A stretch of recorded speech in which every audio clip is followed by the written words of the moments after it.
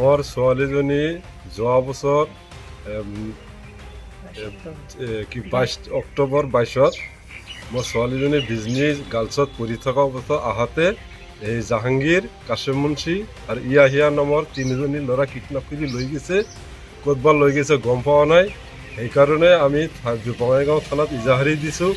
গতিকে আপোনালোকৰ ওচৰত মই প্ৰাৰ্থনা খুজিলোঁ, গতিকে অতি শীঘ্ৰেই আমাৰ ছোৱালীজনী ক'ত আছে আপোনালোকে বিচাৰি আমাৰ এই স্কিমত দিয়া নম্বৰত যোগাযোগ কৰি আমাক জানিব লাগে, জনাই দিয়ক।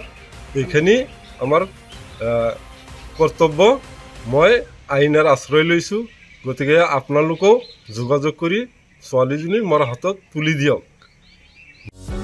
যিকোনো খবৰৰ বাবে যোগাযোগ কৰক আমাৰ এই নম্বৰত 9181 307 221।